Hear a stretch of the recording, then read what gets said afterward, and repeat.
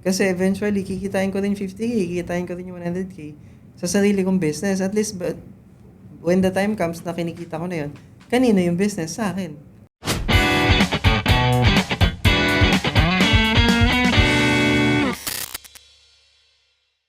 What's up, hustlers? Sean Sebastian here, and this is Beyond the Hustle, where we skip what we see on social media and look into the real stories behind success. I did this podcast kasi napansin ko na everyone celebrates the wins, but nobody talks about the grind that made that possible. Para maiba naman, we go beyond the hustle to discover the sleepless nights, the pivotal moments, and the persistent process that turns dreams into reality. Hi everyone, this is another episode of Beyond the Hustle podcast, and today I've invited a guest all the way from Orani, Bataan. So I actually met him sa TikTok and I actually invited him and I'm grateful na mabigyan niya tayo ng kanyang insights and ma-share niya yung stories niya. Kaya naman on this episode, we will be knowing anong naabot nila ngayon sa negosyo nila. No? So I'm pretty much curious and interested to also know about it. So without further ado, let me call on my guest, si Patrick. Hi bro. Hello, Shan. Hi, everyone.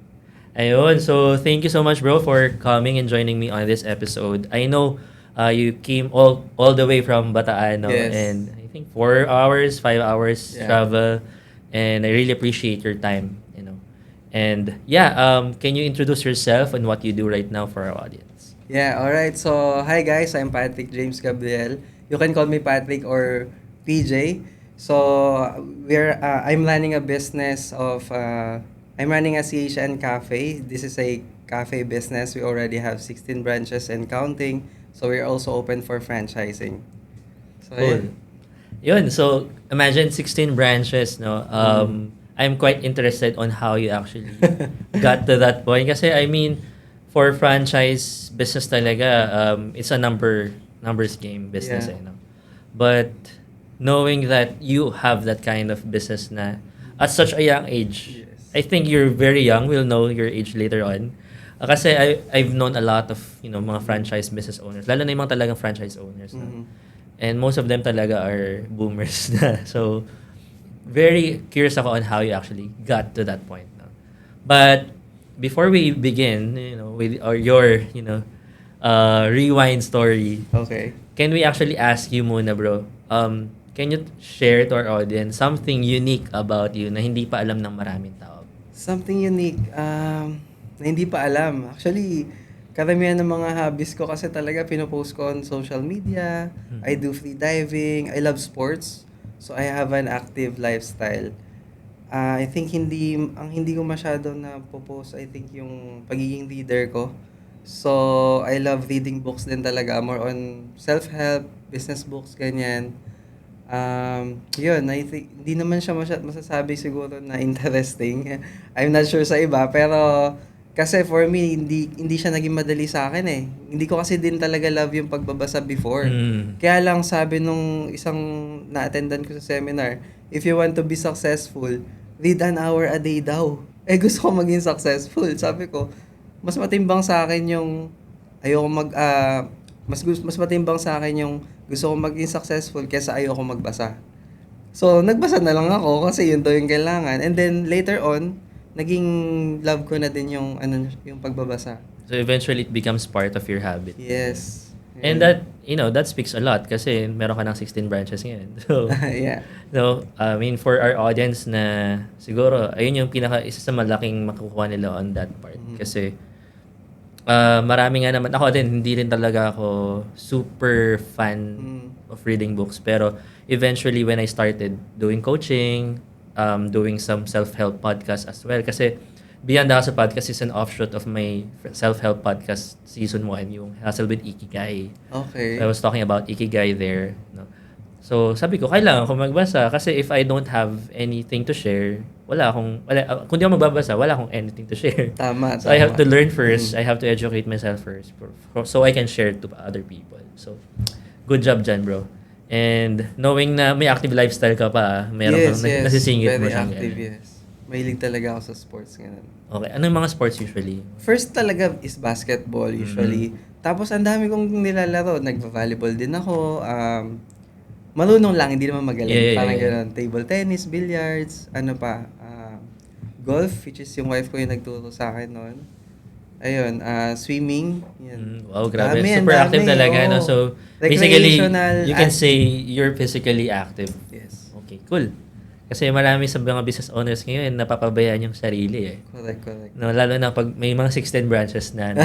Minsan nahirap na isingit talaga naman Right, yun. Ako challenging. personally, no, talagang challenge talaga siya. So, Very challenging, bro. As in, ano masasabi mo about how important it is to take care of yourself as a business owner muna? super important. Actually, it's non-negotiable. Kailangan, kasi syempre, I watch din naman yung mga successful na tao na nilook up ko sa business, ganyan. And one thing in common talaga sa kanila, Shan, lahat sila, they take good care of their body. Exactly.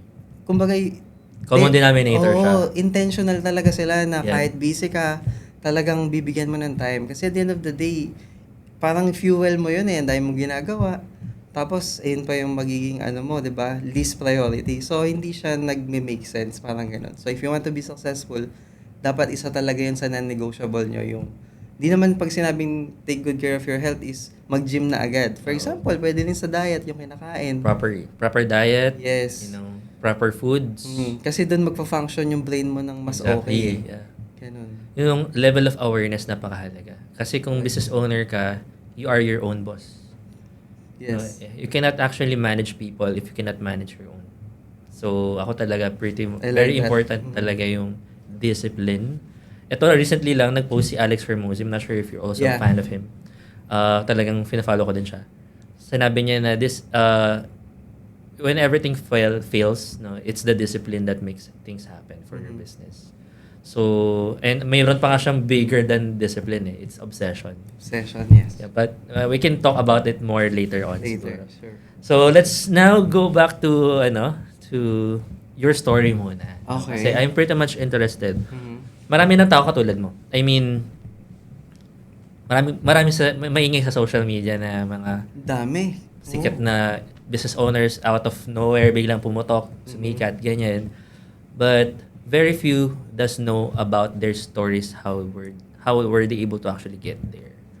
So, kaya yun yung purpose talaga ng podcast na to, is really to reveal the struggles, the hustle beyond this stories in social media.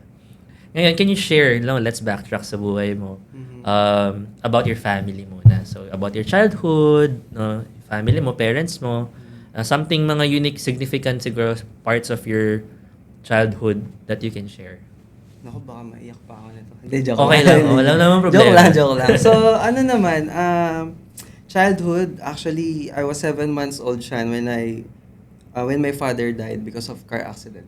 7 months old sa tiyan ng mother ko.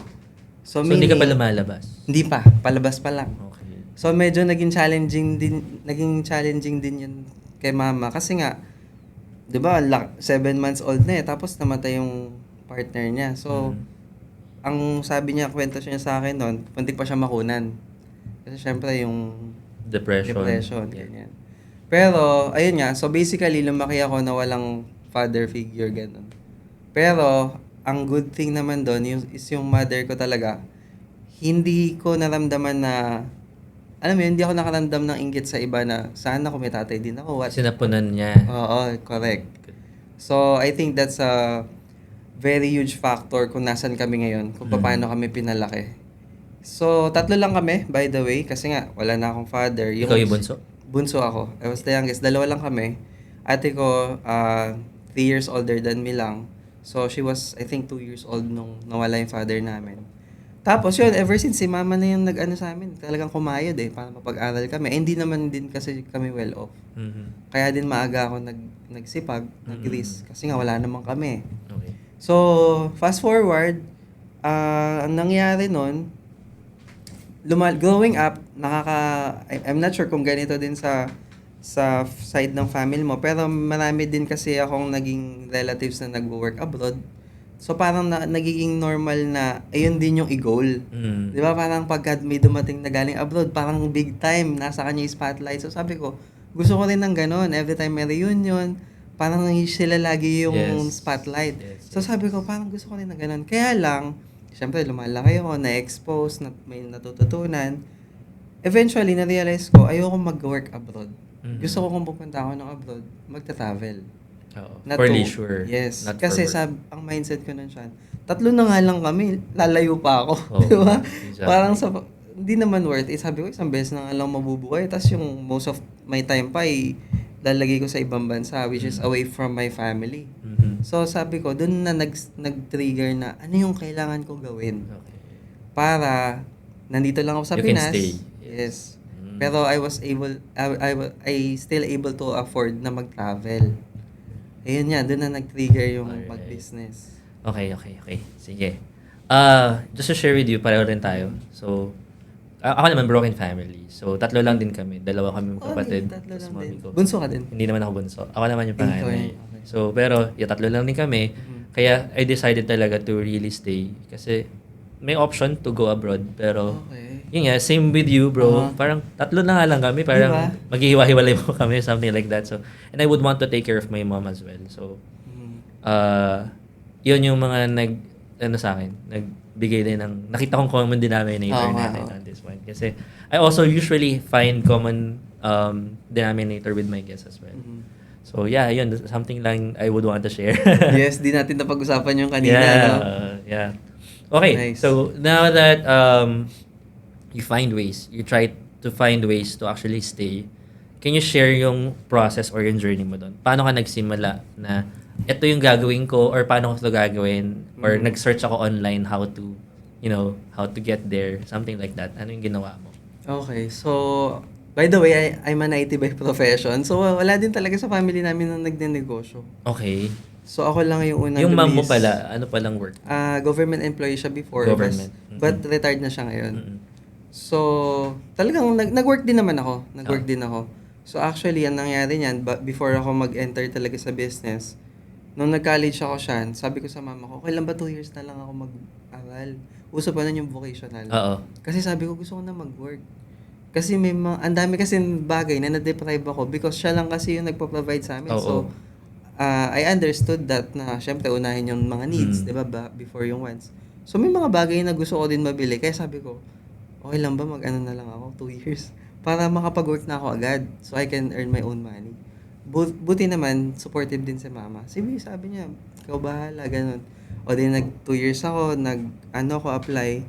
And then reality hits hard kasi totoo pala yung sinasabi before. Ngayon kasi medyo di na-applicable to. Yung pag 2 years grad ka lang, mahirap makahanap ng Yes. opportunity. Ngayon, parang wala na yun eh. Oo. So, nag-work ako, 2 ibang work. Tapos, and then, doon ko na-realize na, sabi ko, kailangan ko bumalik ng school.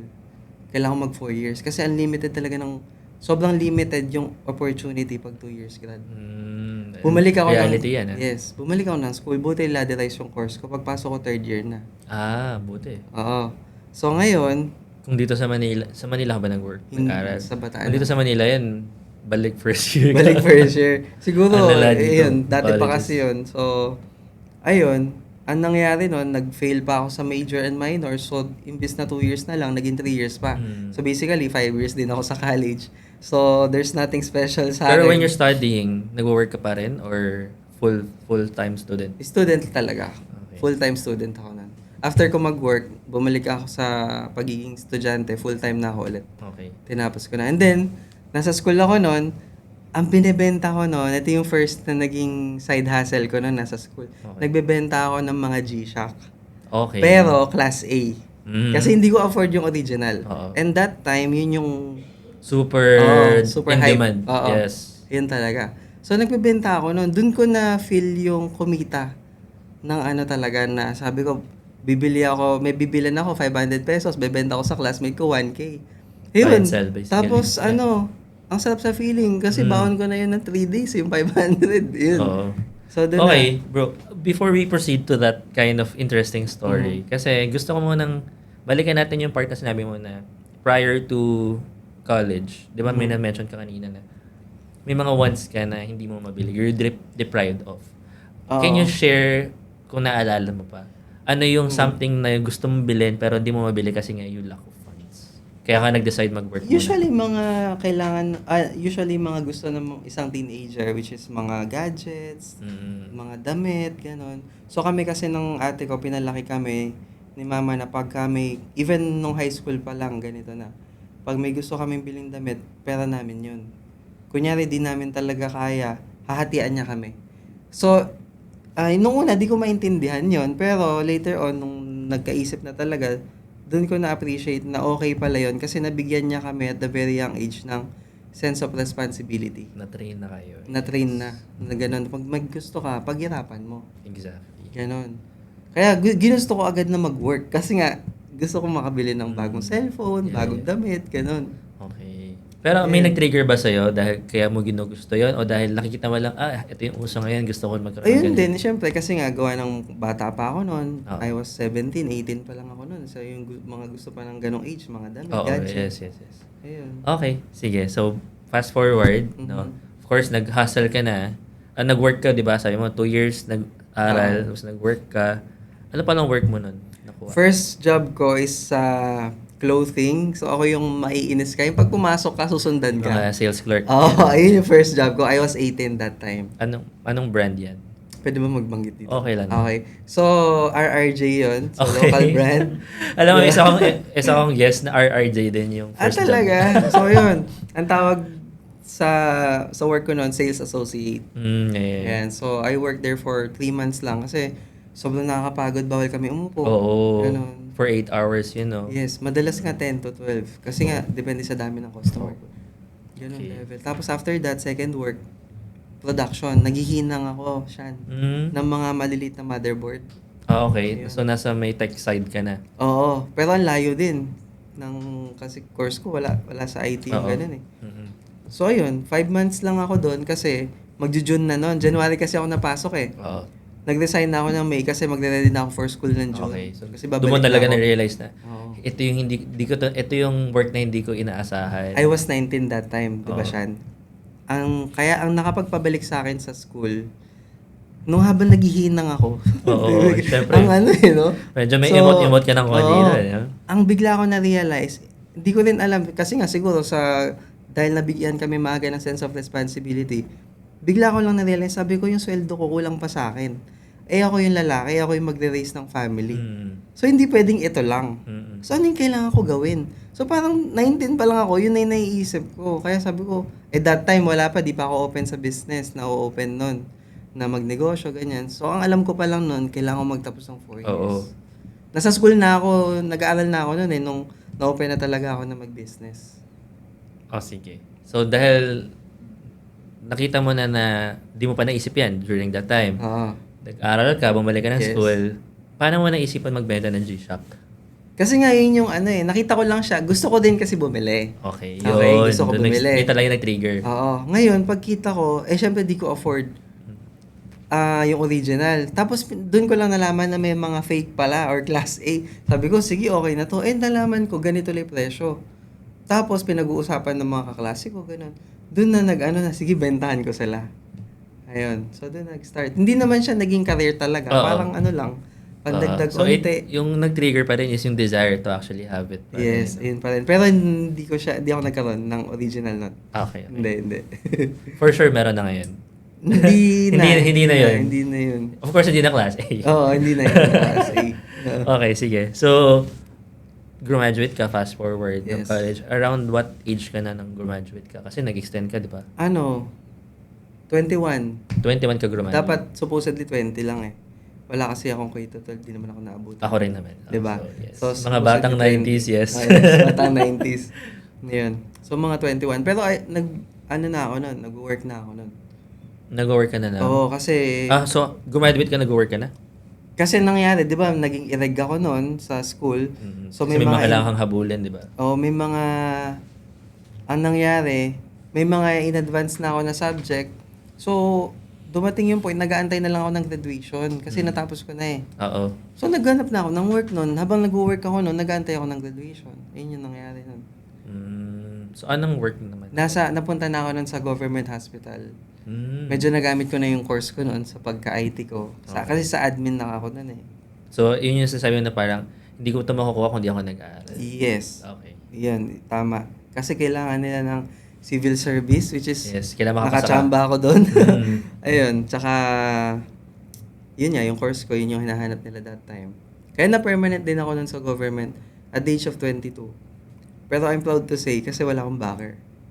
Alam mo naman sa government, Pero yung ma'am mahirap. mo, sa government Hindi, iba din siyang siya. ano eh. Ibang department siya or ibang agency. Hindi, kumbaga, sa Olonga po siya. Ah, okay. Ako kasi sa Bataan. Ah, okay. Tsaka hospital yung sa akin, siya kasi City Hall. Sa bagay. So, Malayo totally talaga. different. Ano. So, out of your pure grit talaga. Oo, Kung paano ka talaga. nakapasok doon. Ayun lang, wala talagang... At the age of 22 ah. Kasi wala naman kaming connection eh. Mm. Ganun. Ang hirap pag walang connection. Mahirap, tama. Totoo yan. Gagapangin mo talaga. Exactly. And Pero, kaya. kaya. Oo. Talagang, kasi maraming tao ngayon, sa connection lang din umaasa. Umaasa. That's the- Which, in reality, kung may connections ka nga, pero hindi mo naman alam yung talagang, hindi ka naman qualified for it. Correct.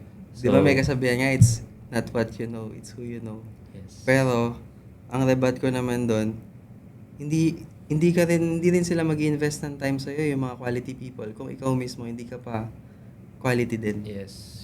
Exactly. Diba? So, paano ka makakamit ng mga connection? Meaning, build mo muna yung sarili mo. Lalo na sa totoong takbo ng buhay, no? I mean, maganda na may kilala ka. Correct. Maganda na may good network ka. Pero, if ikaw mismo, hindi ka rin qualified, di ba? Di sila mag-invest ng time sa'yo. You will not Diba? sustain it until the end Mm. pa rin. It will not be sustainable. Okay? Sige. So, fast forward. Gano'n ka katagal dun sa hospital naman? 1 year lang. Okay, 1 year 1 lang. year lang. Kahit permanent na ako nun, daming nagulat.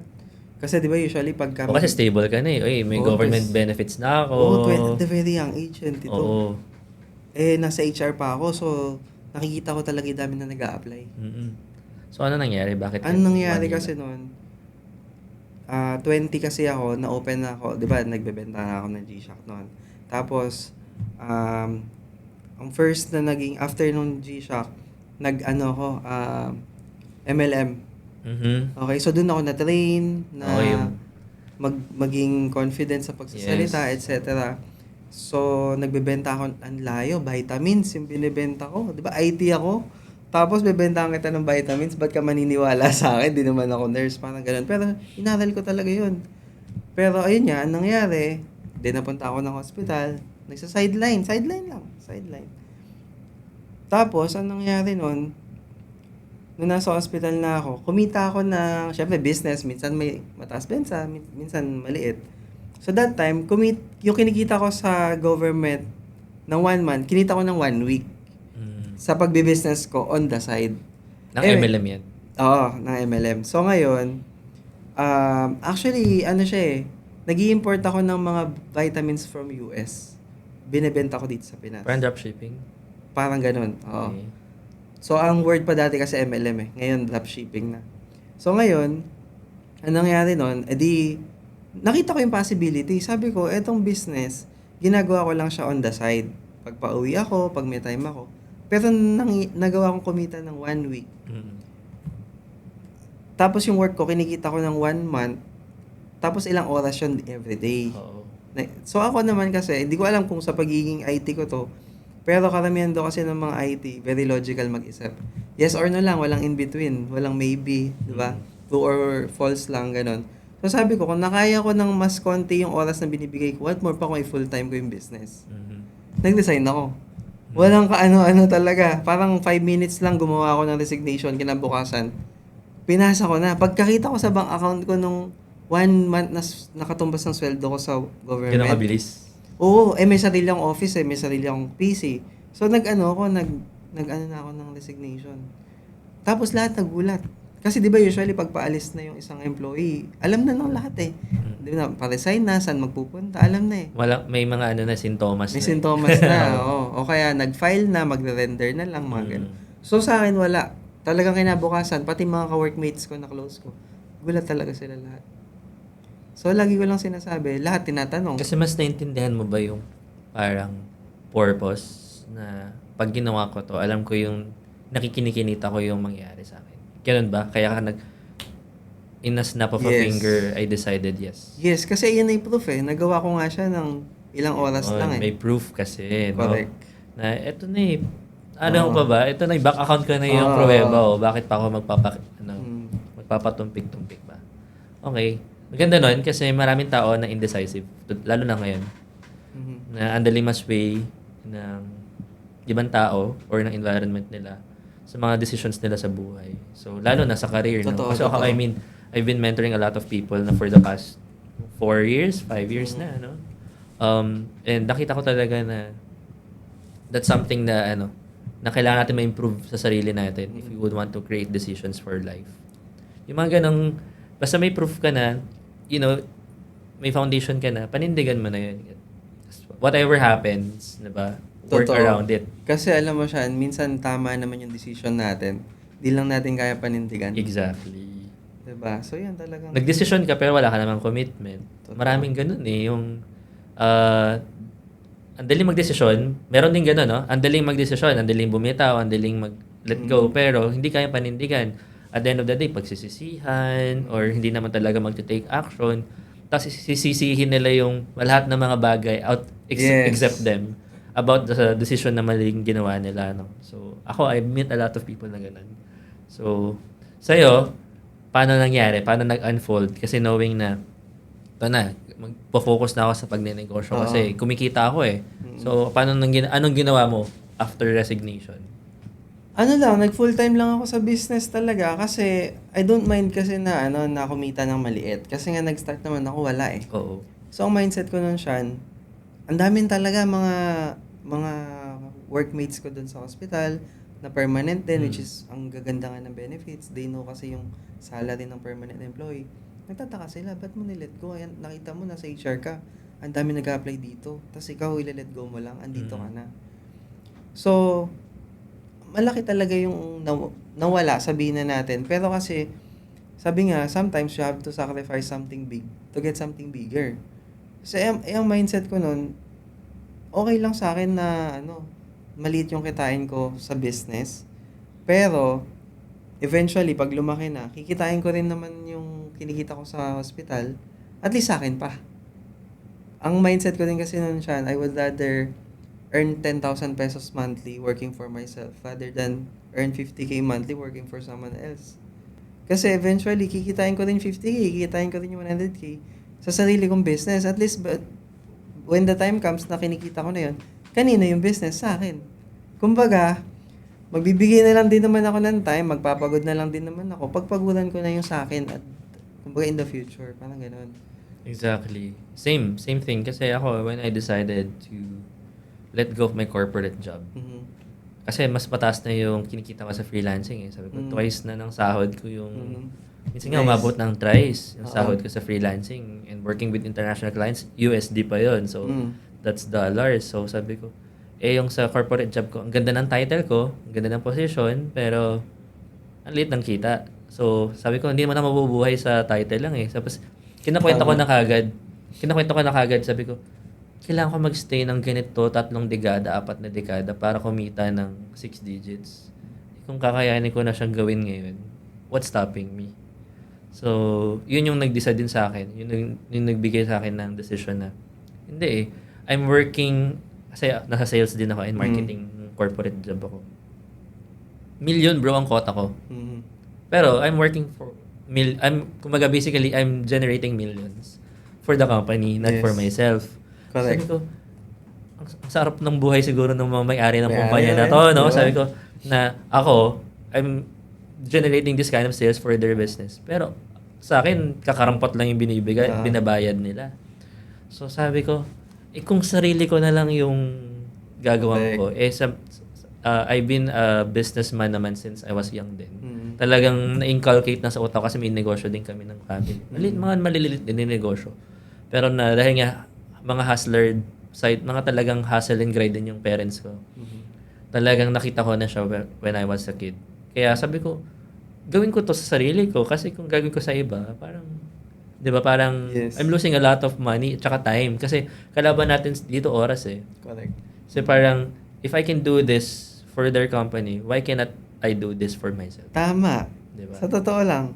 Pero, ang nagiging doon, usually na problem sa mga... Kasi ako, guilty rin ako dyan eh. Pag nandun ka na, yung i-start mo na yung sarili mo na business, ang dali pumetics. Kasi hawak mo nga yung oras mo, parang mas okay pa, sabi ko nga sa sarili ko nun. Parang mas masipag ako nung may boss ako. 'Di ba?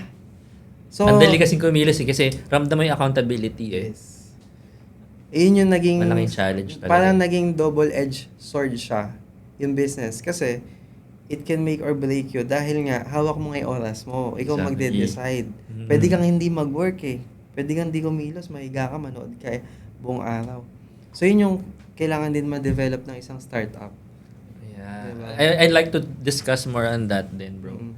While we continue our conversation. Kasi right now, ang dami talagang mga negosyante na nagrereklamo. Kasi ako, sa community ko, sa Page Business Network, no, na may mga nababasa kong post doon na ano bang kailangan kong gawin kasi parang tinatamad na ako. Kasi parang, alam mo yun, parang kumikita naman yung negosyo, tapos parang, or yung iba naman na mga problema na paano ko i-scale to or something, na nagiging, kumbaga nasobra naman sa freedom. Kasi sabi nila, umalis ako ng 8 to 5 ko na trabaho, kapalit yung 24/7 na negosyo. 24/7, that's true. Di ba? Kasi True. dati kung 8 to 5 ka na nagtatrabaho, afternoon, umuwi ka na, wala ka nang pakialam sa trabaho mo eh. Personal life mo na yun. Pero yung pag nagnegosyo ka, hindi lang 8 to 5 yung i-google mo dyan. Di ba? Tapos, Lalo na ako starting. yes, exactly. Hindi pwedeng papetex-petex lang. And marami right now, lalo na sa Pilipino, no, na mga nag-start ng negosyo. Ganon yung mindset nila na kapag nag-negosyo ko, easy money na to. Kahit magpapetex-petex ako na yung own boss ko, okay lang. Which is, for me, very wrong. Kasi, pag nag-start ka ng negosyo, you become everything. Do you agree with that? Yes, totally. Diba? So, Ikaw lahat. ikaw lahat. Accounting, marketing, Yeah. operations. No? You will wear so many hats. Exactly. Which is, yun naman talaga dapat eh. Kasi, kung paano mo ginagawa yung per task, let's say per department, dapat ganun mo siya ituturo sa kung kanino mo i-delegate. So, dapat ikaw muna yung may alam. Ganun. Yes, exactly. So, tingin mo, anong value or virtue mo, na ikaw personally, na-develop sa sarili mo with that kind of mindset? Kasi ano ba yung kailangan meron kang virtue para may make sure mo na maging successful ka? Para maging successful, well, wala namang isa, marami, no? Pero, I think one of the most important na sabihin na natin na attitude talaga is kailangan be intentional. Yun talaga, walang magic. Mhm. You have to be intentional. Be intentional na gumising, na maghanap ng benta. Alam mo yung ganun, kailangan maging intentional eh. Wala eh. Mm.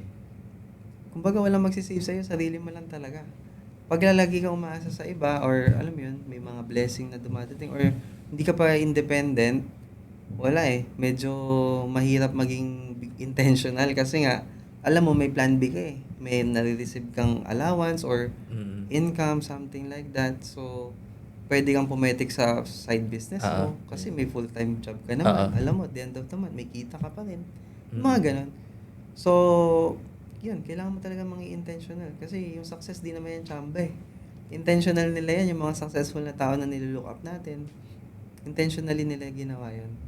Okay.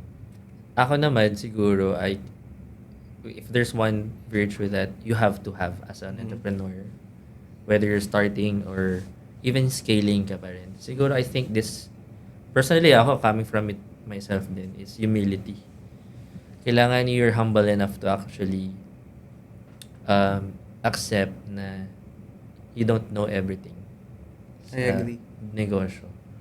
Kasi, at hindi porket marami ka nang alam, ibig sabihin nun, hindi ka na dapat kumilos. Kasi what forces you to actually act on things na kahit paminsan basic, is humility eh. For example, I met some people na business owners ng barbershop. If the owner is not humble enough to actually know na kapag hindi pumasok yung barber niya, he has to do it himself. Tama. Paano tatakbo negosyo mo? Kung iyayabang mo na, hindi ako kikilos yan kasi ako naman may-ari nito eh. Tama. Okay. Or on your end, di ba, as a cafe Yes. owner, Hindi pwedeng hindi ka marunong magbarista para sa sarili mong cafe. And napakahalaking factor na you have to really, accept and have the kind of attitude of being humble to do it. Kasi, I mean, meron akong mga kilalang Chinese business owners, no? Pumupunta ka na nga lang sa Quiapo, sa Binondo. Nakita mo yung mga business owner mismo yung nagbebenta, sila mismo yung nagpa-plastic, nagsusupot ng mga negosyo nila. Pero mga mayayaman yung mga yun. And it really takes humility to make yourself grounded. Kasi, maraming pwedeng mangyari sa negosyo. And kung hindi ka humble, no, mahihirapan ka mag-bounce back if ever. Ayun lang Tama. naman sa akin. I get what you're saying. Actually, na-experience namin ni Chin yan eh. Mm. December 25. Mm. Siyempre, Pasko. Yes. Biglang may di pumasok. Siyempre, gets na yon even Oo. though may excuse or may reason. Sa SM branch pa namin, kami dalawa, naka-forma pa kami, nakapula pa siya noon, hindi ko makakalimutan. Ayun, Paskong ako Pasko. cashier, siya nagtitimpla, Paskong Pasko yun. Hanggang ang closing ng SM kasi pag Christmas 10, Mm. hanggang 10. Andun kami.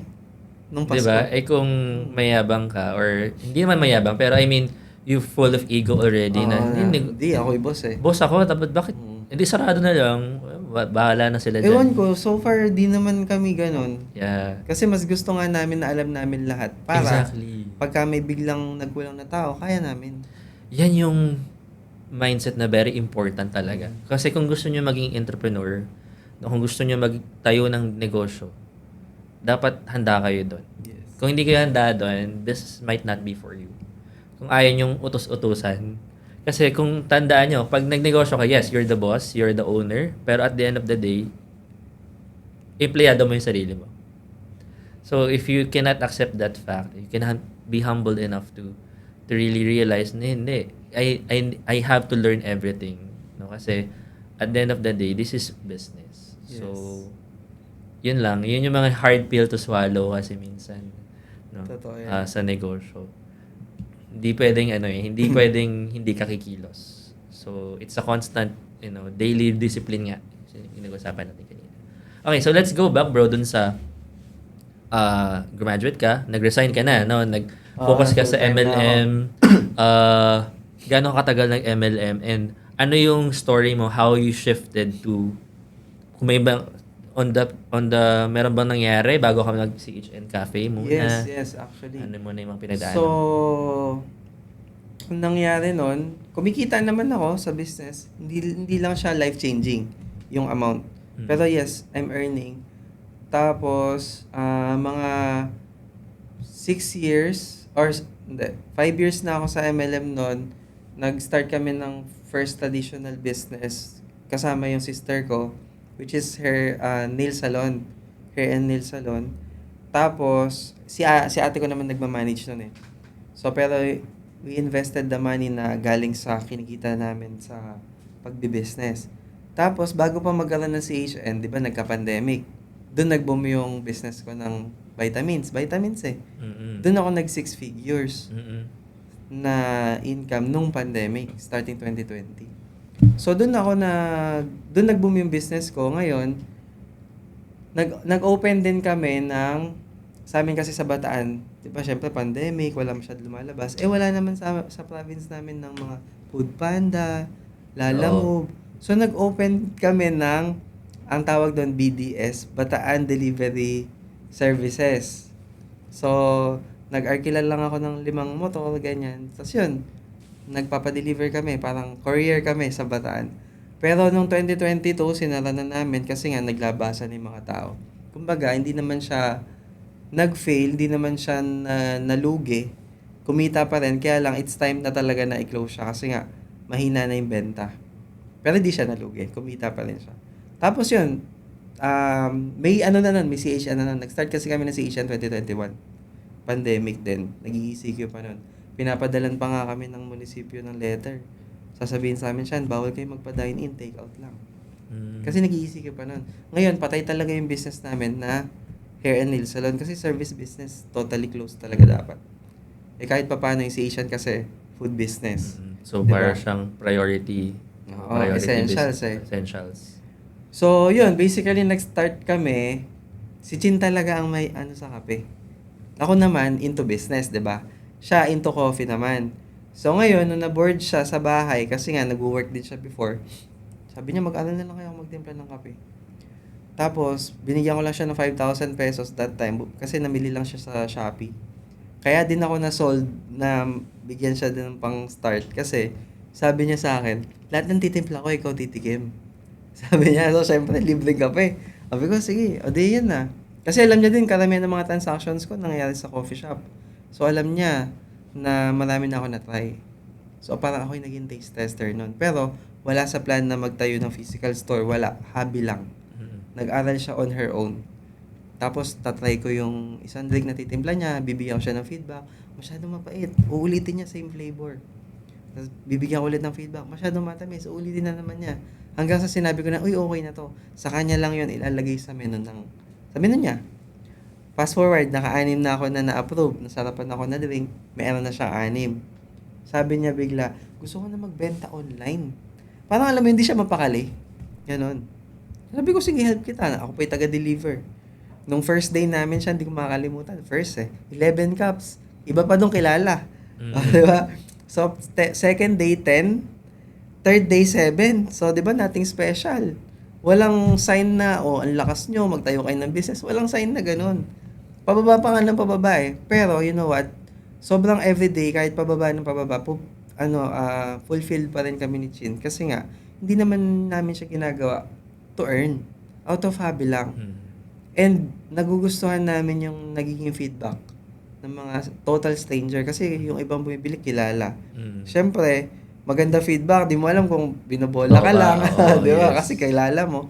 Pero, doon kami natawa sa mga total strangers. Ano yung Facebook page lang, tapos Ganun. pinapost-post nyo lang. Yes. Nung 2 weeks na siya nagbebenta, di ba nga into business ako? Sabi ko sa kanya, doon ko na nakitaan ng potential. Kung gusto mo, sabi ko sa kanya, kung gusto mong karirin yung coffee business mo, magtayo tayo ng physical store. Kasi gusto ng mga tao, may natatambayan, may wifi, naka-aircon sila. Tsaka mas nadadaanan yung signage, so nakikita nila, mas nabibuild mo yung branding mo, ganun. Kesa, hindi naman kasi talaga to pang online. Tinapat ko na siya na ganun. Kasi imagine mo, pag umorder sa'yo ng hot coffee, pagdating sa kanila, malamig na. Oo. 'Di ba? So, si Chin nga, kabaliktaran ko naman siya. Medyo mahina yung loob niya. Alam mo yung mga normal na doubt na baka di kumita. Limiting baka- beliefs. Yes. Yeah. Baka di bumalik yung puhunan. So, syempre, ako, aware ako doon kasi pinagdaanan ko rin naman. So, sabi ko, don't worry, help kita. Ganyan. Wala, ayaw niya talaga. Ayaw niya mag-physical store. Ayaw niya talaga. Okay. That was February 2021. Ako naman, sabi ko sa sarili ko, at least na-open up yung opportunity. Hindi ko siya pipilitin kasi baka di rin maging successful kung Kasi napilitan wala lang rin siya. commitment eh. Oo. Okay. So, hinayaan ko na. Di okay, at least na-open ko yung opportunity. Never na namin napag-usapan. Pero tuloy pa rin siya sa pagbebenta online. Ganon. Hindi din dumami. Mga ganon lang, 10, 12, 15, ganon lang din naglalaro. Tapos, May, after 3 months, lumabas ako ng bahay. Naka-receive ako ng message from her. Ito yung exact words. Sabi niya, Dear kasi yung tawagan namin. Sabi niya, Dear, gusto ko na magtayo ng store. 3 months, hindi namin napag-usapan. Out of the blue, nag-message. So, in short, hindi naman pala niya ayaw. It's just that it took her 3 months para magkaroon ng lakas ng loob na magtayo na talaga. Siyempre, ako excited ako. Tinawagan ko agad. Sabi ko, talaga seryoso. O sige, hanap na ako pwesto agad. Kinabukasan, may nakita ko agad. Kasi yun na, doon na nag-start yung story. May 17 to be exact. Okay, first store niyo. Doon, kahit pandemic, habang yung iba nagko-close ng mga business, kami against the flow kami nag-open pa, ganyan. Tapos, sinet ko na expectation niya. Sabi ko, struggle lahat ng tao ngayon financially. Mag-ROI tayo, mga 2 to 3 years pa yan. Yes. Huwag ka muna mag-focus sa ROI. Kasi yun din yung mali sa mga karaniwang startup. Lagi focus, kailan tayo makakabawi. Mali. Kaya mabilis din sila nagsasara kasi focus makabawi. Yeah. So, sabi ko sa kanila, let's focus on brand awareness, marketing. Kasi yung pag ROI, ano lang yan output na lang. Kumbaga, kusa na yan. Basta nakapag-focus ka. Ako din nagulat. Numbers don't lie In just 6 months nag-ROI kami, pandemic. Pandemic pa yun. Oo, diba? 2021, nag-ECQ pa nun Yeah. Ganun. Ayan, yun yung story. Okay, cool. Nag-start. Sige, ang ganda ng part na yun. Mm. Tsaka very detailed din yung nangyari. Ang gusto ko malaman dun, bro, syempre, I know naman na may negosyo ka na. Continue pa rin yung vitamins business mo. No? That time, nung nag-start pa lang yung CHN, yes. Pero medyo nawalan na din ako ng time kasi nga, katulong niya din ako sa pag-manage. Mm. So, pero yung cash flow niyo mainly coming from your business pa din? Yung sa vitamins, Oo. hindi na kasi nga malakas na yung CHN nun eh. Nung Okay. nag-i-start. Hindi, kasi, di ba, prior, sige, parang nag-decide kayo, sige, mag-open tayo ng physical store. Oo, yun pa rin. And the reality hits na kailangan may puhunan ka to actually open up a cafe. Yes, So, galing yun syempre- sa vitamins. Okay. Kasi So, nga, di ba nag-boom dahil vitamins essentials oo. ng pandemic. So, yun. Nagkaroon ka ng capital to actually. Yes. Ayun yun. Lahat ng savings namin. Ayun yun. Oo. Kaya So, din nilaan nyo dun. medyo takot siya doon. Kasi risk talaga siya. Mataas kasi risk appetite ko siya eh. Kasi I mean, totoo yun. Kailangan, pag business owner ka, kailangan mataas risk appetite mo. ang reason kasi, ang mindset ko kasi saan ganito. Bakit mataas yung risk appetite ko? Kasi, yung worst case scenario ko, yung previous ko lang na situation, yun na yung worst case scenario ko. Sanay naman ako nawala eh. So, nothing to lose, but so much to gain. Mm. Wala namang mawawala sa akin, pero pag nag-work to, so much to gain. So why not take the risk talaga? Mm-mm. Kasi, ayun nga, I have nothing to lose, but if it works, I have so much to gain. Bakit nothing to lose? Sanay naman ako sa wala, dyan ako galing eh. Exactly. Di mag-risk na ako, worst case scenario ko, mag-fail ako sa business. Yung situation ko before ako nag-start. Yeah. Yun, napakahalagang yan, character, no, sa pagnenegosyo. Yung hindi naman required na sobrang taas ng risk appetite Hindi, mo. yes. Kasi minsan, marami rin talagang very careful na business owners and Correct. gumagana naman yung ganong klaseng yung conservative type, no? Pero kasi for people, lalo na yung mga from the ground, Oo. no, ako lang personally napansin kasi ganun din naman ako. Na okay lang mag-take ng risk kasi at the end of the day, kapag di siya nag-work, okay, hindi naman back to zero totally. Pero at least kung mawala man yun, you can start again. Kasi sanay ka na magsimula from nothing eh. Yes. Kasi yung karamihan ng mga natatakot, like for example, yung mabababa yung risk appetite, nasanay sila na may safety net. No, na kapag things went wrong, may safety net ako. Pero ang malaking factor kasi doon, you cannot go all in if parati ka nandun sa comfort zone mo. If you would want to really, go all in, you really have to let go and go out of your comfort zone talaga na hindi mo makikita yung future eh, pero you will only know unless you actually try. Okay. So, yun yung pinakamalaking nakita ko dun sa ginawa mo. And something common then with entrepreneurs who really started from the ground. No, wala yung safety net eh. Wala. Talagang pag nawala yung safety net, okay, you have to really make your way up unless, no, parang, alam mo yung burning bridges na theory, like, you really have to burn the bridge para hindi ka nababalik. Wala nang choice. Bawa, nag-resign na ako ng work eh. Iniwan ko na yung magandang buhay ko. So, ang only option ko na lang is to move forward. At panindigan ko yung ginawa kong decision na ginusto ko to eh. Gusto kong gawin tong cafe na to. So, I have to really make sure that I will do everything on my power to make it work. Now, pag dumating yung time na talagang wala, at least ginawa ko. 'Di ba? And to have that kind of mindset, no, it really takes a lot of courage and risk appetite nga. Yes, you know what my options before bago nag-start? It's either mag-work to or mag-work to. Okay. Yan lang. It's either yes or yes. Yes or talaga. yes. Walang negative option. Exactly. Tsaka yun nga eh. Ang karamihan kasi sa mga tao, overthink malala. Like, Analysis paralysis. what if ganito? What if, Oo. naiwan na tayo sa what if na situation at hindi na tayo makamove forward. Totoo yan. Ang ganda ng sinabi mo. Lagi ko, yan yung yan yung nakakapag-paralyze sa mga tao to decide to start. Kasi kaka-what if mo, di ba? Wala na, na-paralyze ka na. Lagi kong sinasabi, isang beses lang tayo mabubuhay, ang inipon mo pa, what if?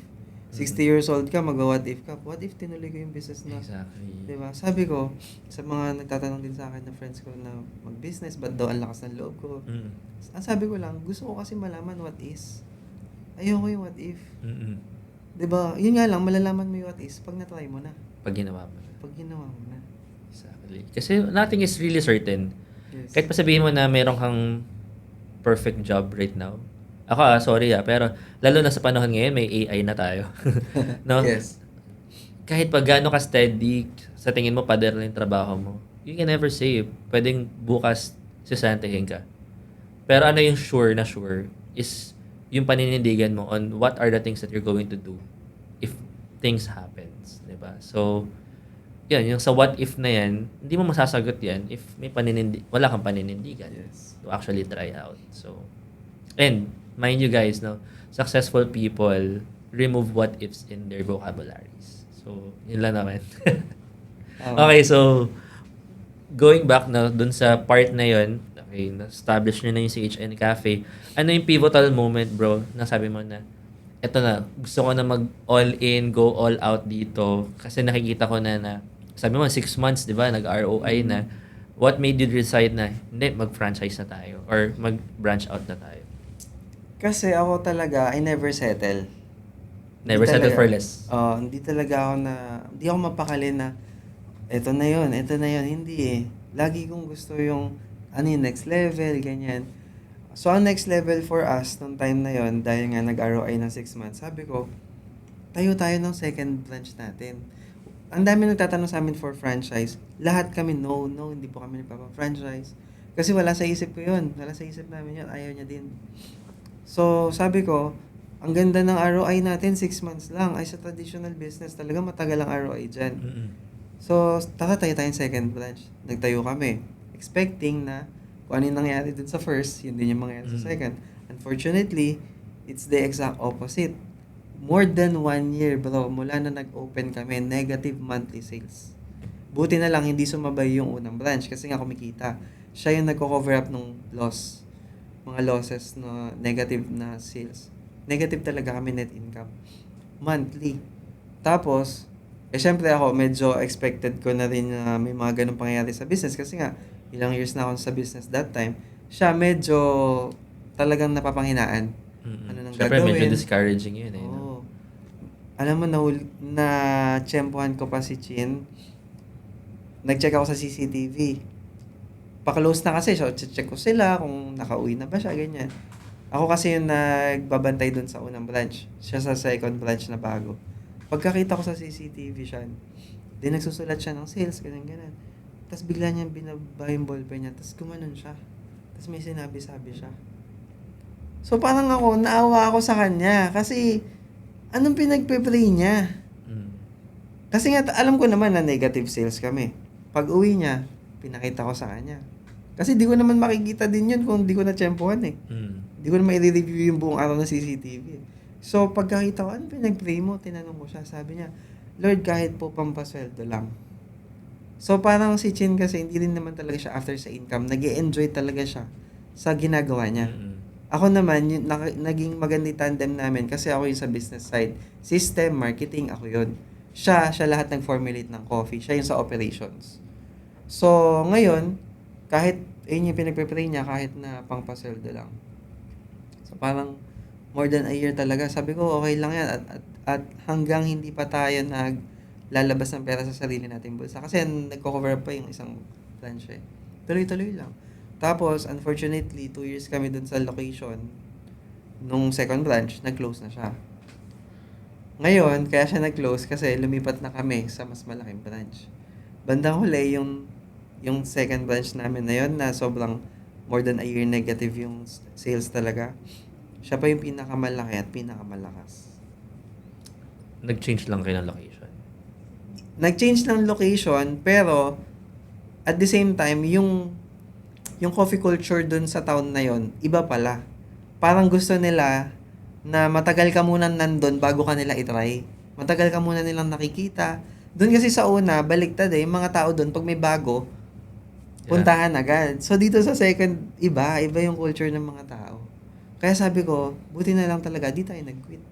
di tayo nag-close agad. Kasi imagine, Same town pa rin, nagbago lang talaga ng location. magkaibang town. 30 minutes away actually. Okay. Bataan din siya, pero magkaibang town. Mm. Alin? Yung Second nirelocate branch. ba? Yung Nirelocate nirelocate? yung second Yes, branch. actually katabing building lang. Mm. Oo. So it's not really about the location. Hindi. Yung ano talaga, yung tagal brand awareness din, yung tagal namin doon. Yun. Okay. Kasi magandang ano yan it's a good case study kasi ang tatanong ko nga sa'yo, sa tingin mo, ano yung what went wrong dun sa second branch? Kasi imagine mo compared sa 6 months na first branch na nag-boom, second branch, expectedly by the numbers, Yes. by the statistics, di ba, by history, it should be the same. Kasi you were able to actually build that, no? Correct. And pandemic pa rin yun kasi 2022. 2022 Something like that. early. Ano na January. yun siya, yun eh. palabas na tayo ng pandemic era nun. So, yun yung tatanungin ko, what went wrong? Kasi is it a location problem? Or is it, a marketing problem? Or is it a problem of the system na nakita nyo? Ayun, yun nga, nabanggit ko yung culture dun sa town na hindi talaga sila, kasi even before pa kami mag-open up ng cafe doon, ang dami na nag-close na cafe doon, na nasa premium location pa. Plaza, tapat ng church, pero Oo. nag-close.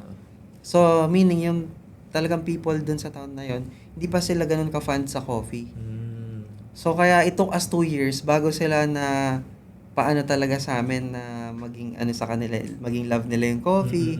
Doon na sila nag-aaral, ganyan. So, bandang huli, yun pa yung biggest branch.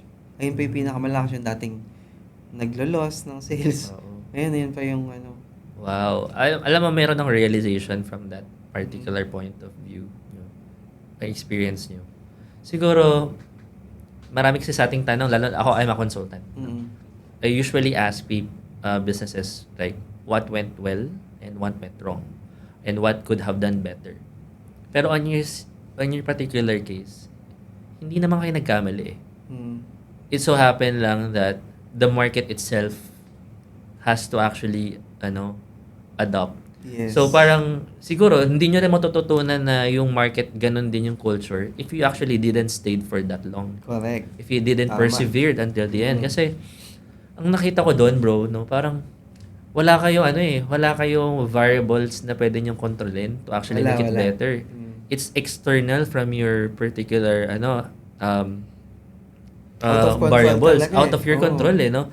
Pero ang nag-hold sa inyo doon is yung perseverance nyo to actually keep it up and alam niyo yung endurance to actually kapit muna. Hindi kayo nagkaroon ng mga premature decisions na wala 3 months wala para tayong kinikita dito negative. Malulugi tayo dito. Kasi karamihan sa mga negosyante, lalo na yung mga super high value agad na na in return looking forward for the numbers. Ang isasuggest talaga sa inyo, bro, magsara na kayo. Oo. Like you're negative already, mag-isang taon na, 'di ba? Parang ano nangyayari? Baka talagang ayaw ng mga tao dito ng kape. And you realize after a year na hindi pala, they're just really looking around. And dating yung point na hindi. We will be able to actually get to their to their likes then. So, ang ganda nun. Yes. Tuwa ako doon kasi And fun fact lang din, kami na ngayon yung pinakamalaking coffee shop doon sa town na yun. Saan yan? Sige, sabihin. Sa Dinalupihan. Dinalupihan. Oo. Okay. Galing, no? Kasi Galing, no? Ay, But kami this- na-amaze eh. That's very interesting. That's very interesting. Kasi ako, on the perspective of, business, we'll always go by the numbers eh. Pero yung culture, By data, no? yung culture ng tao, if you actually understand that, that's not numbers, that's not quantifiable, basically. Hindi mo mame-measure. It's not measurable by numbers, it's measured by the reputation. Yes. I think that's it. Na what you did is you actually showed resiliency na yung CHN Cafe kahit alam mong hindi malakas, nandyan pa din. Nandyan pa Ibig din. sabihin, it creates that message to the people there na this is a trusted and resilient business na gusto rin nilang suportahan in return. Feeling ko ganun Yes. Ako, I'm coming from that Kasi kind of tabi perspective. kami ng school, bro. Pero Negative talaga kami more than Diba? ever. Parang Ganda ng pwesto namin. nakikita kayo pero on the back of their minds parang ang tagal na nila pero ibig sabihin they're quite credible kasi ako personally isa sa mga naging hobby ko rin na na-expose ako sa negosyo lalo na sa lugar namin sa Las Piñas. Doon sa lugar namin puro subdivision eh. So parang pag nagtayo ka ng negosyo doon, ako ihintayin ko lang yung buwan magsasara to. Kasi it's not a commercial area. It's residential area talaga siya. So parang putok sa buwan kapag nagtayo ka ng negosyo doon. Like, it's very, alam kong malulugi kasi hindi siya, yung traffic, dadaanan ka lang talaga. Although maraming tao, dadaanan ka lang talaga. Pero ito recently, na-observe ko, doon lang sa street namin 5 cafe kagad yung natayo. Grabe, no? Tapos, isang pizza parlor doon. Isang maliit lang siya na pizza parlor. Pero ang lakas kasi niya mag-ads sa social media. Alam mo, never nawawala ng orders. Like, to the point na nakikita ko, ang nag-early closing sila. So, sabi ko, parang by history, titingnan ko siya, imposibleng magkaroon ng negosyo dito. Pero because nag-change or nag-pivot somewhere in, siguro sa marketing, pati sa system, and yun nga, part siya ng culture pala. Yung culture inculcation na hindi natin nakikita by numbers. It makes sense to actually make business pala. So wala pala talaga siya sa lugar.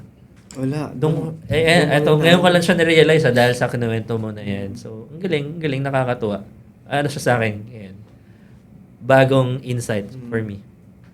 And hindi ko rin siya natuto na narinig ko lang sa iba. Personal experience talaga Oo. namin. Ang ganda nun. Grabe. Nakakatuwa. Grabe. Sige, so, continue natin. Nagtayo kayo ng second branch. Naging profitable siya eventually. Oo.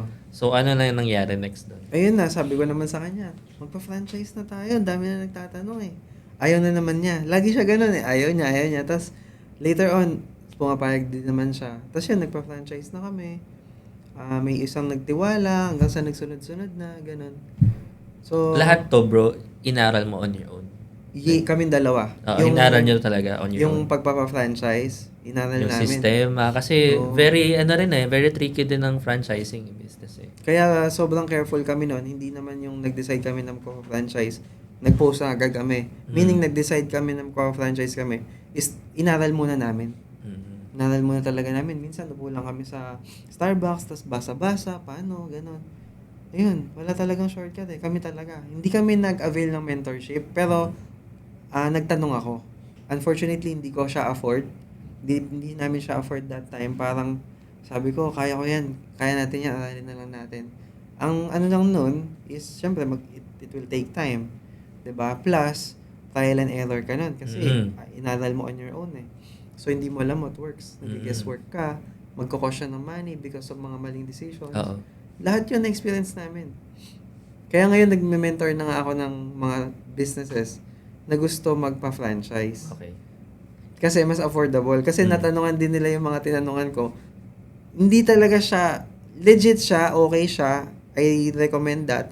Pero kasi hindi pang startup yung presyo. Yes, exactly. Parang ganun. Parang may isipan mo. Lahat kami, pare-pero kami naisip, bakit ako? Kasi tinatanong ko din eh. Bakit ako yung, hinire nyo to mentor you on how to franchise your business? Kasi yung presyo ng mga natanungan namin, pang isang store na. So, nangihinayang din sila. So, parang yun din yung nakita ko na wala masyadong budget-friendly na pang startup talaga. Which is, inaral namin on our own. So, alam namin yung naging pasikot-sikot. Oo. Ayun, kaya on the side lang yun, hindi rin yun planned. Yeah. Sila lang yung Pero it becomes talaga. purposeful on the side hustle Yes. pa din.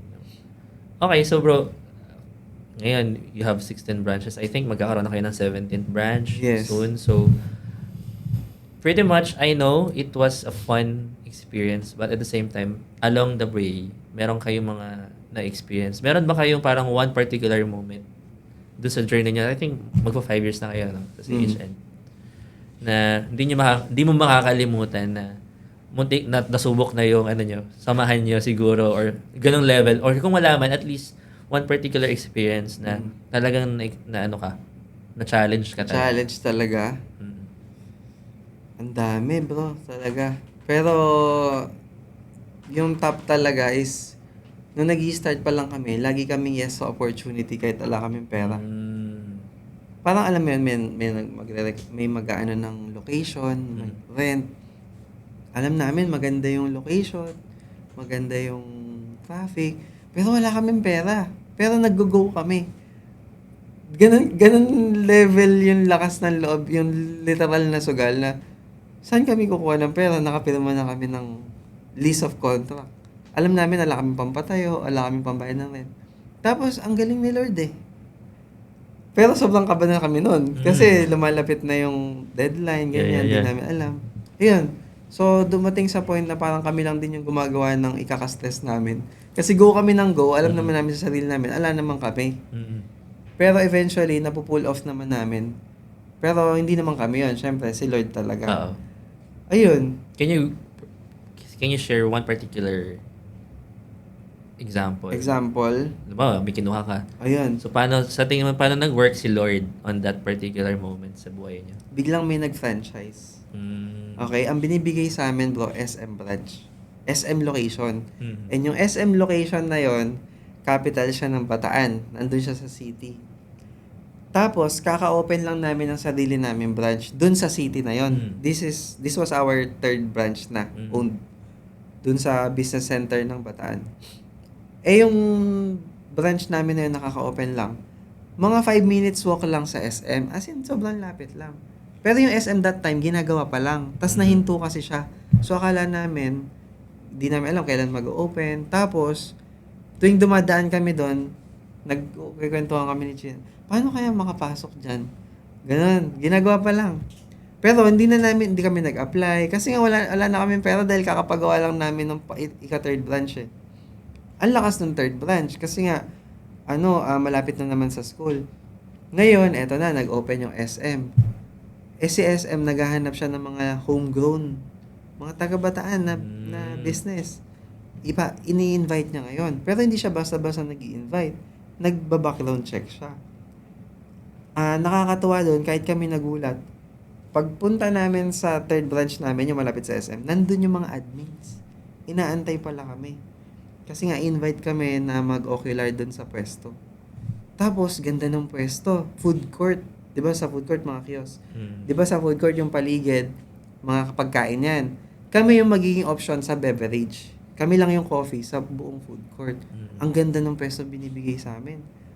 Kaya lang, kaka-open nga lang namin ng third branch. So, wala na kaming budget. Nandun pa, di pa nga kami naka-ROI doon. Kaka-open pa lang. As in, parang ilang months pa lang Nag-open kami January, mag-open yung SM May, magpapagawa pa kami. So, kailangan March, makapag-start na kami. So, 2 months pa lang open yung third branch namin. Wala talaga kaming budget.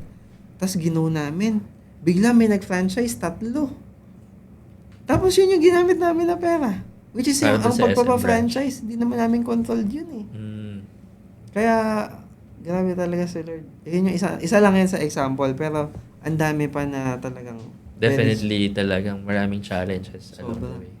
Sige bro. So wrapping up, we're going to wrap up our story. Any significant stories ba na gusto mo lang din i-share on your entrepreneurship journey?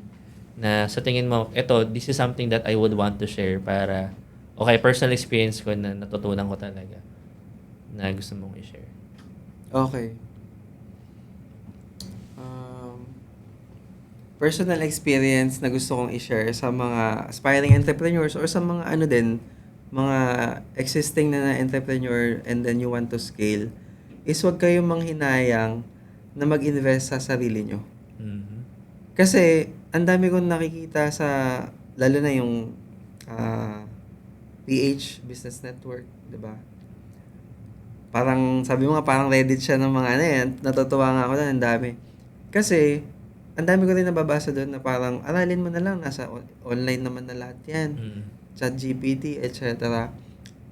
Yung iba, yes. Pero yung experience kasi, hindi naman yan mabibigay sa'yo. Exactly. No? And then, lagi ko nga din sinasabi, nanghinayang kasi sila sa ibabayad sa mga seminars, etc. Lagi ko sinasabi, the biggest or the most important investment, hindi naman yung business agad, ikaw muna. the most important investment is yourself muna. Bakit? Kasi ikaw yung magpapatakbo sa business. Kahit may capital ka, nagtayo ka ng kahit anong business dyan, kung ikaw mismo hindi mo alam magpatakbo, wala kang mindset ng isang negosyante, kahit gaano kalaki capital mo, kahit anong business na tayo mo, mag-fail yan. Yeah, Kasi ikaw yung magpapatakbo eh. exactly. So, nawawala na sa formula yung may pera ka ba, gaano karami yung pera mo para pangpatayo ng business. Wala siya sa equation. Ang tanong talaga, gaano ka ka-equip as a business owner to run a business? Yes. Kasi 'di ba lagi ko rin nare-receive na tanong, ano ba magandang i-business? Yes. Tama. Exactly. Ang lagi ko sinasagot ganito, walang magandang negosyo. Magpapalaki ka ng magandang negosyo. Kasi bakit? Kaya lang natin nasasabi na maganda yung negosyo niya kasi successful na eh. Yes. May result na. Mhm. Tama? So parang sa puno 'yan, 'di ba? Didiligan mo, alagaan mo, mamumunga eventually ilang years. Ganun din sa business. So ikaw yung steward, tayo 'yon. Kailangan magaling tayong mag-alaga. 'Di ba? Isa pang example niyan, kahit gaano kaganda sa sasakyan mo, naka-Lamborghini ka, di ka marunong mag-drive. Wala, ganun din sa business eh. So dapat ikaw muna invest in yourself. Yes, exactly. So, yun yung isang, based on experience namin na gusto kong i-share sa mga audiences natin Mhm. na huwag kayong manghinayang kasi kayo talaga yung first. Sabi nga, if you want your wealth to grow, ikaw muna yung dapat mag-grow. Kasi proportional yan eh. Gusto mo tumaas income mo, pero ayaw mo mag-grow. Hindi eh. Diba? Laging ikaw muna. Then, income will follow. Exactly. I really love what you're, very aligned tayo dyan. Kasi, problema talaga yung self-awareness pagdating sa negosyo. Like, if you don't know your business, how can you grow it, diba, personally? Yes. So, kung gusto mo magtayo, sabi ko nga kanina, gusto mo mag-barbershop, kailangan barbero ka din. Kung gusto mo mag-cafe shop, dapat barista ka din. You are your first employee, your first customer, and you cannot do that if you don't invest in yourself talaga. Yes. So maraming tao kasi alam nila, may puhunan ako eh. Mag-hire na lang ako. Maraming gano'n, no? Mayroon akong 10,000 doon sa community na anong magandang negosyo? Nakakapagod na minsan nakakainis na nga sagutin eh. Kasi parang, sa'yo na yung 10,000 mo. Kung di mo naman di mo na marunong magnegosyo, I mean, kahit pa sobrang laki, kahit pa nga 1 million yan eh. Kung di mo naman marunong, di mo naman alam paano siya gamitin at palakihin, business might not be for you. So, pinaka-importante talaga, invest yourself. Kung 10,000 na yan, gamitin mo siya para mag-aral ka kung paano magnegosyo. Tama. Negosyo Diba? agad iniisip eh. Diba? Ba't sila muna? So, I mean, no hate naman sa mga MLM. Kasi nag-MLM din ako before, no. Pero kasi lalo na dito sa Manila, super rampant kasi ng Yes, networking totoo naman. binary system. Like, bebenta ko ng sabon na 100 pesos na naman, pero bebenta ko siya ng 2,000 pesos. So, for example, ganun. Maraming tao na lalaglag doon kasi they will always want easy money. May pangpuhunan naman ako eh. May 10,000 ako pang member dyan, pero hindi mo naman masustain. Correct. At the end of the day, kahit pa gaano kaganda yung produkto, maganda naman yung MLM, sabihin natin, maganda. Pero dahil hindi naman talaga buo yung loob mo magnegosyo, hindi mo rin siya masusustain. Di ba? So, bakit marami namang successful na nag-MLM eh? Like, on your end, di ba? Yes. Napagana mo siya.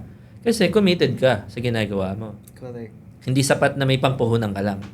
Kasi kung may pangpuhunan ka lang, bumili ka na lang ng gusto mo sa buhay, no? Pero it's not really, kung di ka willing to actually take the painful path to do a business. Kung hindi ka open na possible malugi ka.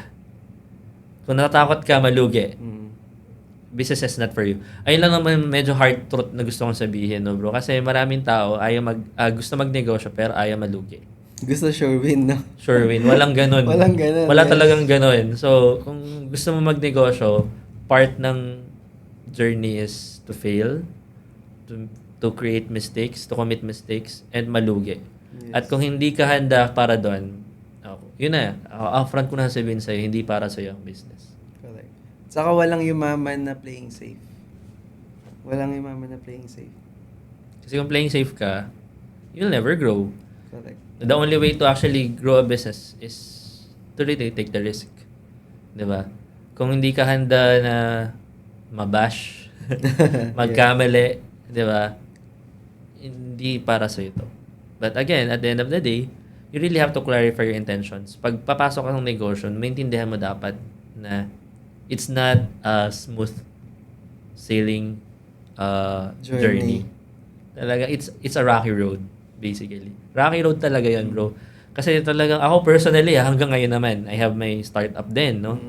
So, Congrats, by the way. oo, You talagang mentioned ramdam ko ilang talagang months pa everyday, kailangan may meeting kami, everyday kailangan namin, nire-repaso yung product. Hindi siya yung, uy, may idea ako tonight, bukas mag-negosyo na ako, may pera naman ako. Tapos successful na ako, tada! Mala yung mga sikat na social media influencer ngayon na overnight, sumikat na lang, nagbenta lang ng dried na gulay, di ba? So, I mean, Okay. no hate, Yeah, pero yeah, again, yeah. hindi ganun kadali yun. Yeah. No? May proseso. And if you're not willing to actually take the process, Hindi lang nila nakikita yung mga behind the scenes. yes. Kaya nga tayo nandito sa Beyond the Hustle kasi we talk about the behind the scenes talaga eh. So, it's really to bring awareness to people na it's not a journey that you will take na hindi kami para pagaanin yung loob nyo. No, na hindi, magnegosyo ka lang, kami na bahala sa'yo. It's not that. You really have to go through it talaga. Yeah, walang sugar coating. No sugar coating, yes, exactly. Yun, any last words or advice, bro? Advice, dami ko kasing quotes Ayun, no? Oo, Oo, dami sige. kong quotes Baka may Pero isang quote dyan. siguro na lang para sa mga gusto magnegosyo, sa mga aspiring entrepreneurs din. Lalo na sa mga gusto mag-franchise. Siguro. Yes, sige.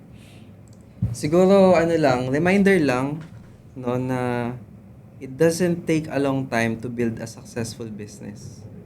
It takes a long time to become the person who's willing to do it.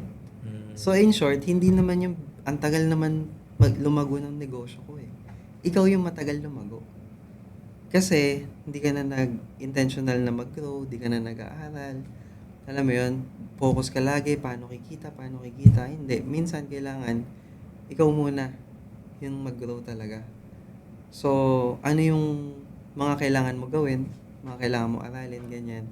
So yun, just a small reminder lang sa mga nagbabalak magnegosyo. And then, syempre, dun sa mga interested mag-franchise ng CHN, actually, meron naman kaming website. Nandun yung mga details. You can check this out. www.franchise.chnccafe.ph. So, ang process kasi namin po, hindi kasi kami basta nag-a-accept lang din. Kasi you will carry our brand, so nag-a-assess din kami ng franchisee. Yes. So, hindi kami yung iba sa mga social media na makabenta lang. Diba, yung mga ganyan. Ayan yung madalas na nagiging sa franchising industry. So yun, pwede nyo i-check yung All About sa CHN. And one thing na nagdi-differentiate sa amin sa ibang brands is CHN Cafe was built on real struggle, not just theory. Alam mo yun, na theory meaning inaral ko lang yung coffee, meaning, nanood lang ako sa YouTube, hindi. It was built on real struggle, real stories namin ni Chien ng wife ko. So, yun lang masasabi ko.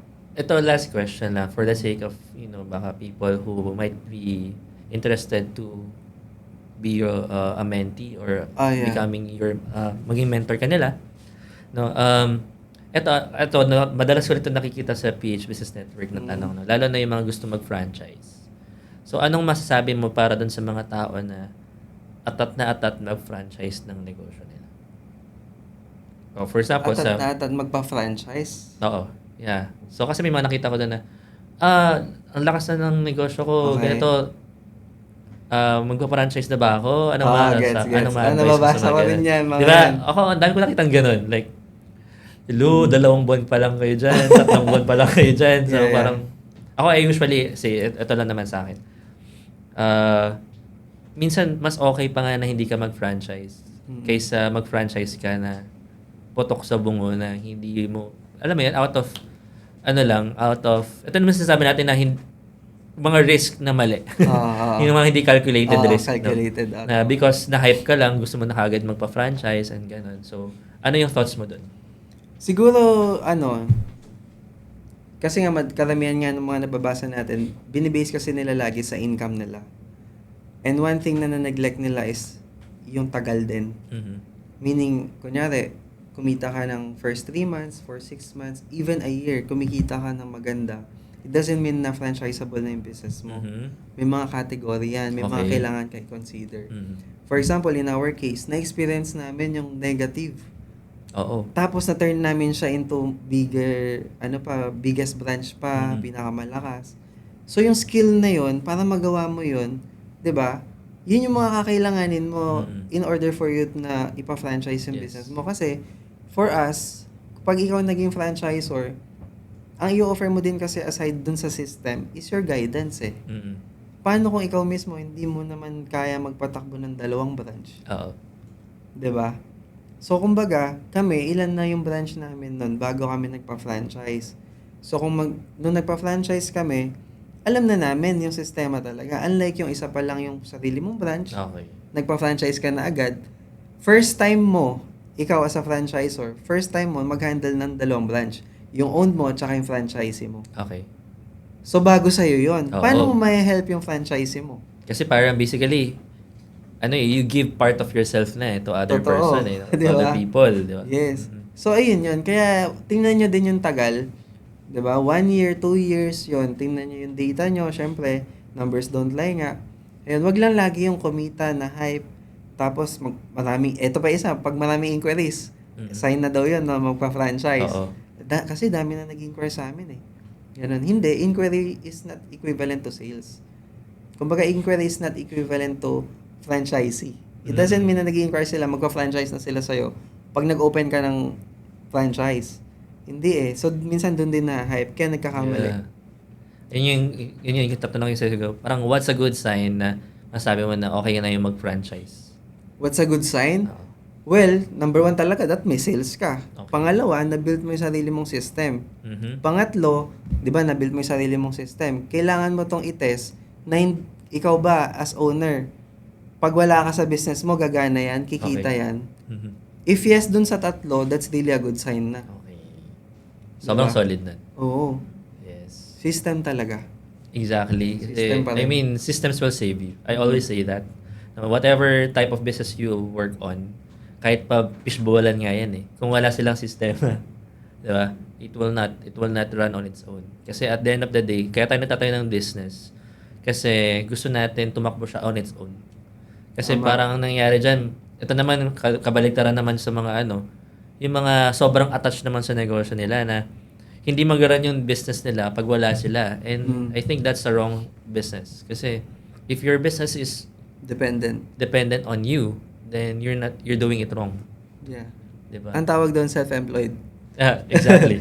Kasi May ikaw employ- pa rin yung kailangan eh para Yes. gumana yung At business. saka most of the time, pag nangyayari yun, ikaw yung nagiging bottleneck, lalo na sa decision making. Totoo. And there's nothing wrong with that na dependent sa yung business. Pero, magiging wrong lang siya pag ilang years na sa'yo pa rin nakadepende. Oo. Kasi you have to really, you really have to create the system na Yes. it's on autopilot. Correct. Kasi yun yung goal.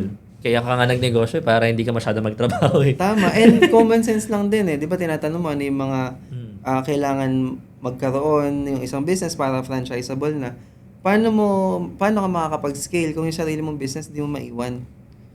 Makes sense, di ba? Yeah. So, yun, system talaga. And yun din naman yung bibilin sa'yo ng franchisee mo eh. Yung system mo. Yep, exactly. Kasi yun naman talagang binibenta eh. To be Okay. honest eh. Bukod dun sa IP, no? Yes. So, bro, thank you so much. Anything that you would want to promote for our audience? Of course, yun. Visit nyo, meron kami branch dito sa Espanya, sa Makati. Yung mga branch namin sa Bataan, lahat yun, company-owned namin. And again, open kami for franchising. You can check our Facebook page, CHN Cafe. Yan, nabanggit ko na kanina yung website namin. And on the side, I do mentorship sa mga startup business owner or kahit na existing business owner ka na and then you want your business to scale, I can help you with that. You can message me on my Instagram and TikTok. Actually, nasa TikTok ko din yung mga mentoring videos ko para magka-idea ka kung paano siya nagwo-work. And yun lang, connect with us and we're happy to help you. Yun. Thank you so much, and definitely he's a person I can recommend kasi una nagkita kami sa TikTok because of his Yes. content. At the same time, living proof na yung mga ginagawa niya ngayon sa negosyo, and definitely someone I can vouch for mentor. Thank you, Shan. Thank you so much, bro, for this time, and really look forward for more collaboration soon. No, Maraming kwentuhan pa. sana, pwede tayo, pag nandito ka sa Manila, let me know lang. No, kung nasa Bataan naman ako, if ever, Oh, yes. visit you out. Mm. So, thank you so much again, Thank you, and thank you. see you around. No. Yes. So this concludes our episode for today, and I really thank Patrick for sharing all his insights and stories for this episode. Make sure to like, subscribe, and hit the bell button below for you to get notified on the next episode. That's another episode of Beyond the Hustle. So yung mga hustle mo ngayon, that's not preparation for your success story. That is your success story. So if you want, connect with me on social media, share your hustle story, or send me entrepreneurs who aren't afraid to get real about their process. Remember, your story matters, especially the parts beyond the spotlight. This is Sean Sebastian. See you on the next episode.